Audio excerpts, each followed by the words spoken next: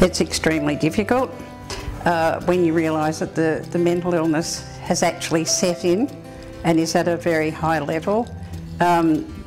It's hard on the partner knowing what to do. You try to do the right thing, but we're all human, and sometimes things get a bit ragged. We react accordingly, and I know myself that that's not fair on the person who's suffering. So I think that the partners need to be aware of what it involves to have a mental illness.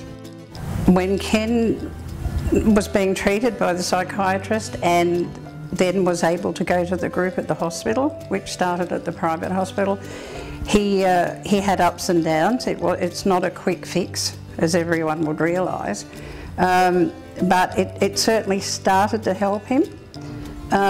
It had a big impact when the group was actually closed down, or they were made aware of the group closing.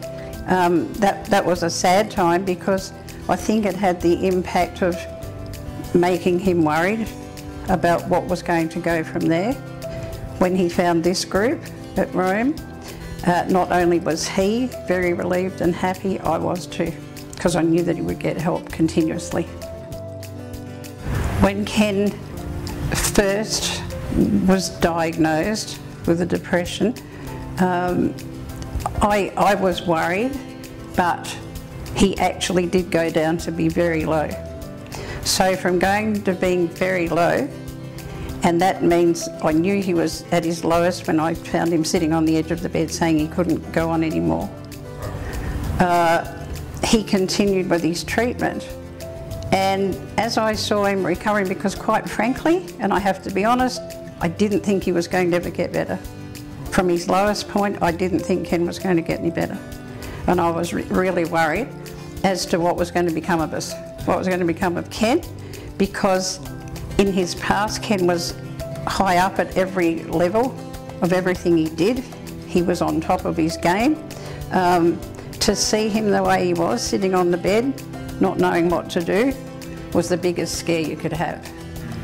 Now, as that progressed with treatment, there were some days he got up and I thought, well, this is good. There's a bit of an improvement. And that's taken a long time, of course. But lately, when he told me he wanted to go fishing, I knew that he'd really got a lot better. Now, had he not had this support and work in the group with all the professional people that he's come across, that would never have happened, obviously. What I think I should say also to the people who are living with a person with mental illness, I felt terribly guilty, because Ken was at a low ebb. I didn't know how to cope with it. Because we're all human, as my doctors told me, we react. Sometimes it's not in a positive way, and that in turn is not positive for the person suffering. So at times I felt really guilty, and I didn't think I was holding up my end of the partnership.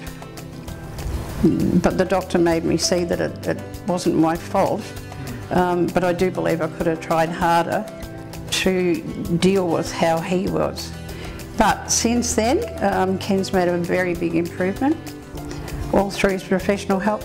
And I also must say that I do believe a lot of his improvement is to do with the people in his group. Even though they're suffering, the girls, I do believe, are very strong. And I do believe they've been of an enormous help to him. And we've become friends. I see those people as my friends as well, because they're helping Ken. And so to the partners of people with mental illness, or relatives, or whoever they're with, it does get better with help. And should this facility close down for Ken, I don't know where that would leave us, because I don't think Ken would keep improving without you.